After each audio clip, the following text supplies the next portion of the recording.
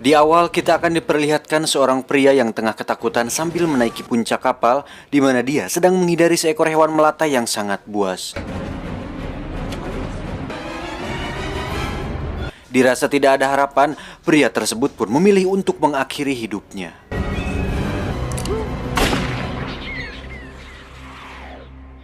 Kemudian scene berpindah ke sebuah hotel sederhana di pedalaman hutan Amazon. Dia adalah Terry Flores, seorang arkeolog yang sedang melakukan riset tentang keberadaan suku pedalaman yang telah lama menghilang di sungai Amazon. Ini adalah Profesor Kell, seorang pacar sekaligus orang yang mempunyai tujuan yang sama dengan Flores.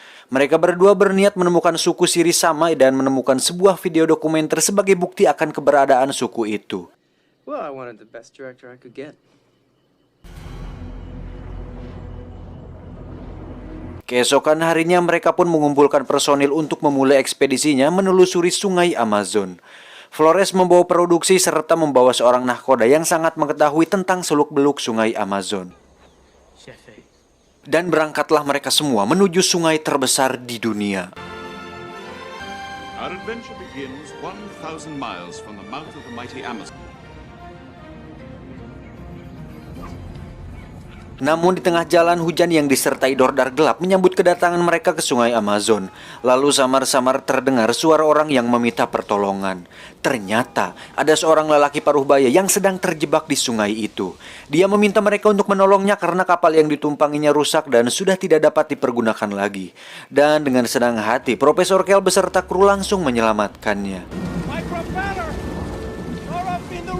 Laki-laki itu bernama Sharon dan tampaknya si nahkoda kapal mengetahui siapa Sharon dan mereka seperti saling mengenal satu sama lain.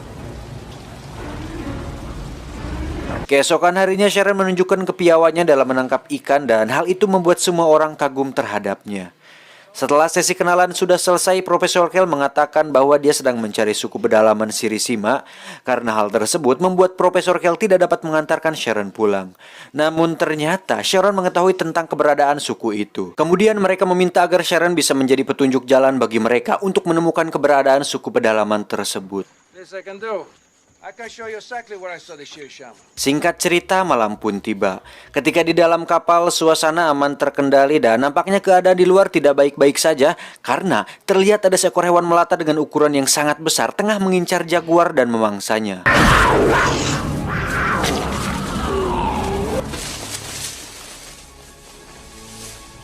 Faktanya, kini mereka sudah berada di zona merah sungai Amazon. Keesokan paginya mereka menemukan sebuah patung ular yang sedang memangsa manusia. Ternyata itu adalah patung buatan suku Sirisama.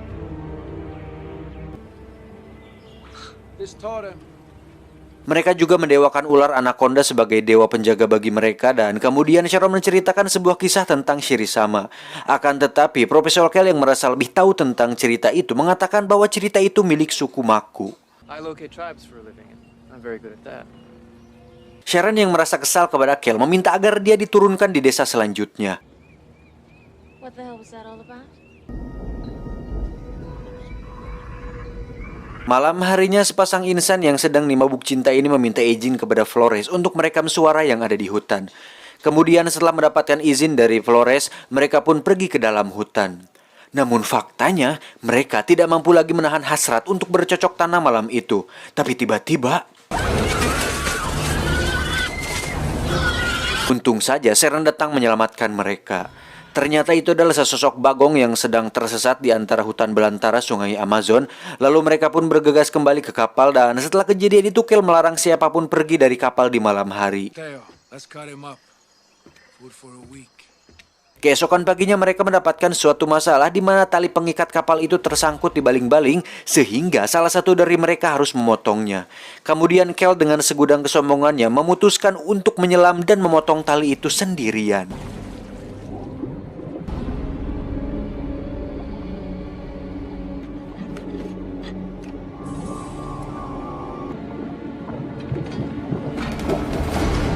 Namun sialnya, ada seekor tawon beracun yang masuk ke dalam mulut Kell dan hal itu hampir membunuhnya.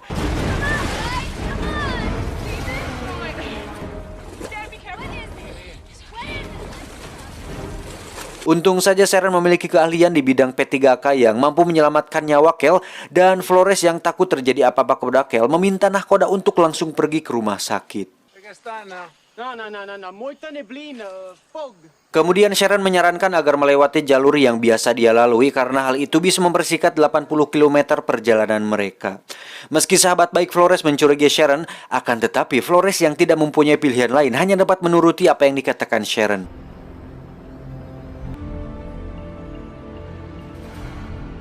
Keesokan harinya Flores dikagetkan dengan pagar kayu yang membentang menutup walungan itu. Di sini bintik-bintik kecurigaan Flores kepada Sharon semakin tinggi. Ternyata Sharon sudah mengetahui bahwa di jalur tersebut dipasangkan sebuah penghalang.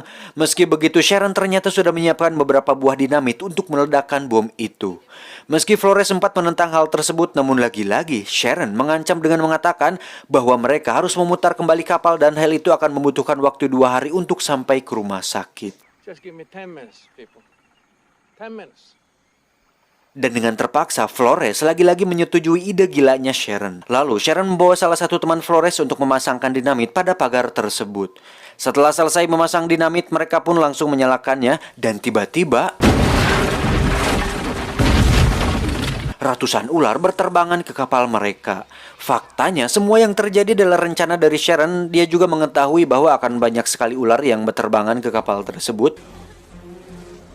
Di sisi lain, meledaknya granat membuat hampir semua drum bensin kapal itu lepas ke air dan hanya menyisakan satu drum yang tersisa.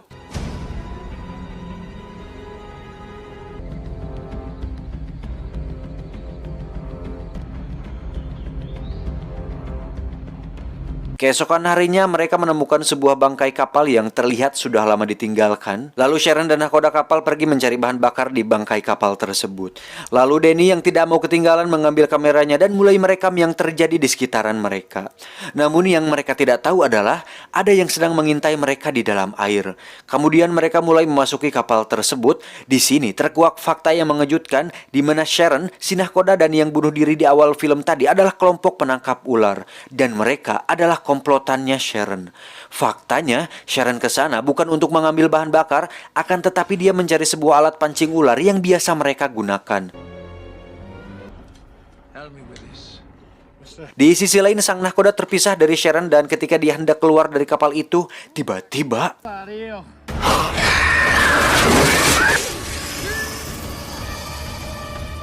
dan seketika itu dia pun langsung mati. Sementara itu di kapal Flores mereka masih menunggu kedatangan nahkoda mereka. Lalu Sharon memperlihatkan segulung kulit ular anaconda dewasa kepada mereka. Dan dia langsung menjelaskan bahwa nahkoda mereka telah mati dimakan anaconda. Flores yang tidak mempercayai apa yang Sharon katakan berinisiatif untuk menunggunya sampai dia datang. We are not sure that Mateo is dead. So we're just gonna wait here till the morning. Singkat cerita, malam pun tiba. Orang yang ditunggu tidak kunjung ada meski tidak percaya, namun itulah kenyataannya. Pahitnya kenyataan harus mereka telan mentah-mentah. Bahwa nahkoda mereka tercinta telah mati di lahap monsterawa, yaitu sang anaconda. Malam itu duka masih merundung mereka semua, namun berbeda dengan Sharon, dia malah mendoktrin salah satu kru milik Flores untuk membantunya menangkap anaconda. Sharon memberinya iming-iming kekayaan yang tiada tara karena ular anaconda sangat tak ternilai harganya. Akhirnya dia pun terhasut iming-iming dari Sharon dan mulai berkomplot dengannya. Keesokan paginya Sharon menembak mati seekor kera yang ternyata akan digunakan untuk memancing anaconda. Mengetahui hal itu Flores langsung marah dan meminta Sharon untuk menghentikannya. Namun karena sekarang Sharon mempunyai dekeng, akhirnya dia berhasil membungkam Flores di kapalnya sendiri. But just remember, you don't know shit about the shit we're in out here, and neither do I.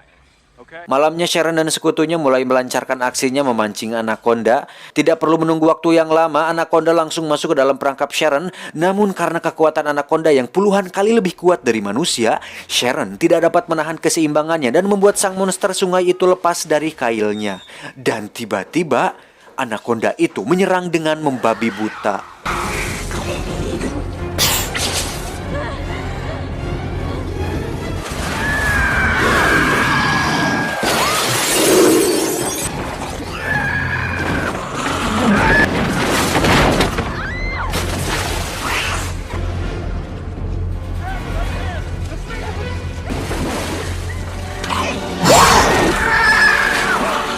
Akibat insiden itu satu-satunya sekutu Sharon harus mati karena keganasan ular anaconda. Namun karena kematiannya, anaconda itu mulai pergi dan menghilang dari sana. Sehingga tempat itu menjadi aman dan terkendali kembali.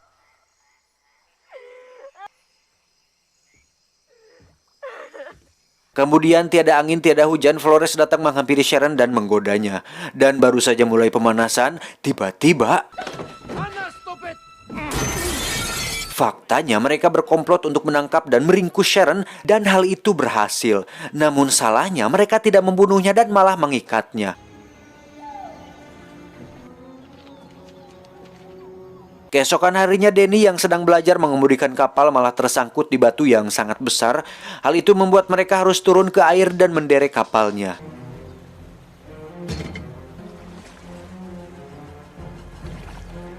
Di sisi lain, satu-satunya teman wanita Flores yang mempunyai dendam kesumat kepada Sharon berniat membunuhnya, namun karena masih amatiran dan belum cukup berpengalaman, membuatnya mati sia-sia dan karena kecerobohannya membuat Sharon kembali lepas dari ikatannya. Dan kematian wanita itu mengundang kehadiran anaconda yang tengah kelaparan. Melihat gerak-gerik air yang mencurigakan membuat semua orang turun ke air kelabakan dan buru-buru naik ke kapal.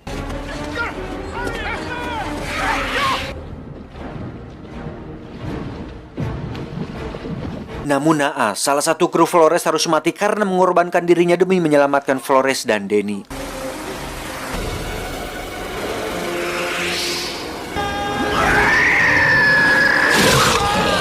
Namun di kapal pun mereka tidak luput dari mara bahaya karena Sharon sudah menunggu mereka di sana. Akhirnya perkelahian pun terjadi di kapal. Untungnya anaconda dapat melerai mereka dengan menumbangkan sebuah pohon besar ke kapal. Namun Danny lagi-lagi terjatuh ke air yang menandakan nyawanya kembali dalam bahaya. Dan benar saja, anaconda tadi langsung menggigit dan melilit tubuh Danny. Untung saja mayat si wanita tadi menjadi pengalih perhatian dari si anaconda. Dan keuntungan lainnya, Flores yang telah hatam dengan permainan FF dan PUBG berhasil melakukan headshot dengan menggunakan bedil mimis yang ada di sana. Ketika mereka selamat dari anaconda, tiba-tiba datanglah Sharon dan langsung melumpuhkan mereka semua. Untung saja Profesor Kell datang tepat waktu dengan menancapkan sebuah bius di punggung Sharon. Kemudian setelah Sharon dilumpuhkan, mereka langsung membuangnya ke sungai. Lalu mereka melanjutkan kembali perjalanan mereka hingga sampailah mereka ke sebuah pabrik yang sudah usang dan tidak terurus. Dirasa ada bahan bakar di sana, Danny dan Flores memutuskan untuk menyisir tempat itu dan berharap ada bahan bakar di tempat tersebut.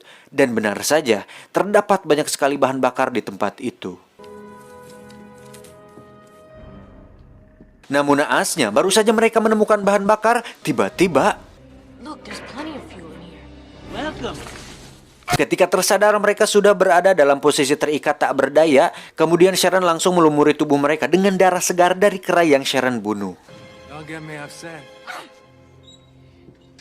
Ternyata mereka sudah ada di atas jaring yang bertujuan untuk menangkap anaconda dan mereka digunakan sebagai umpan agar Sharon dapat dengan leluasa menangkap ular itu. Dan beberapa saat kemudian ular raksasa itu langsung datang ke arah mereka. Dengan sekuat tenaga mereka mencoba lari dari ular itu, namun baru saja mereka berdiri, ular itu langsung melilit dan bersiap untuk memakan mereka berdua. Itulah pokoknya. Melihat hal itu, Sharon langsung menarik jaringnya dan membuat ular itu tak berdaya. Kemudian motor lewat. Anjing. Melihat tali itu, Sharon langsung menarik jaringnya dan membuat ular itu tak berdaya. Kemudian dia mengikat tali jaringnya ke sebuah pipa di sana. Akan tetapi, anaconda yang terlalu kuat dapat dengan mudah melepaskan diri dari jaring milik Sharon. Alhasil, anaconda yang tadinya melilit Danny dan Flores langsung mengejar Sharon dan kemudian membunuhnya.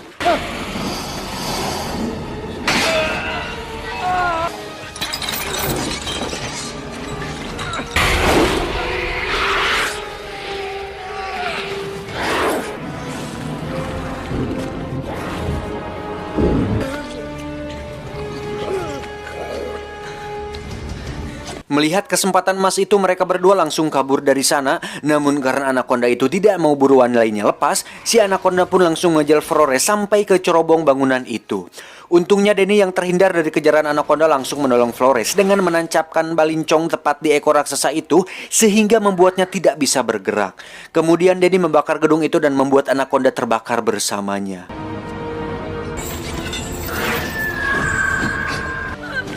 Push it on the side. Hit the engine.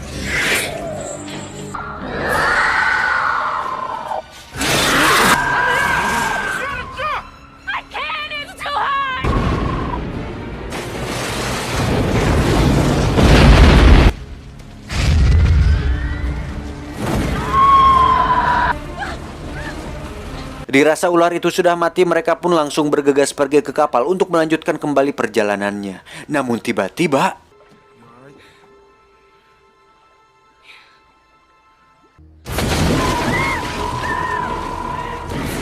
untungnya Denny dengan sebuah kapak yang digenggamnya benar-benar berhasil membunuhnya. Setelah semua benar-benar selesai, mereka pergi menghampiri Kel dan Kel pun tersadar.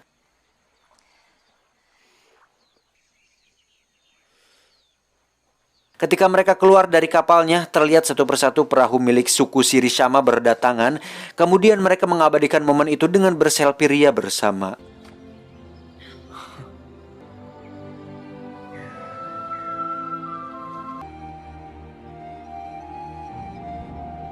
Tamat, ending yang sangat mengkondakkan. Apa anjing? Pesan yang bisa kita ambil dari film ini adalah jika tidak berpengalaman jangan main di hutan. Main saja di mall yang mewah. Apa sih anjing, pesan apa sih? Kesal. Sebat dulu aja lah. Biar tidak wishing. Makanya ini nih kalau alasannya saya jarang jarang suka main ke leweng itu, ke hutan itu, takut kayak gitu. Cuman saya suka sih main ke Walungan, ke sungai Ciulan. Ada yang tahu nggak sungai Ciulan? Pasti tahu lah kalau daerah Jombang. Kalau itu mah dijamin aman. Paling ada biawak doang kalau di daerah-daerah saya mah sungainya. Kecuali kalau di yang belum terjamah oleh saya tuh. Belum terjamah oleh beberapa orang sungainya, enggak ngeri juga. Kayak trekking gitu. Buat trekking apa sih? Apa sih gunung-gunung itu istilahnya? Ya gitulah, adventure gitu tuh. Mendaki gitu ngeri ada anaconda sama Godzilla. Yang di gunung ada Godzilla. Bangsat. Udahlah, saya mau ngopi dulu anjir. Udah kering ini tenggorokan. Udah ya, saya mau ngopi dulu ya. Jaga kesehatan, oke? Baik-baik, jaga kesehatan. Semoga kalian semoga selalu sukses dan bye-bye.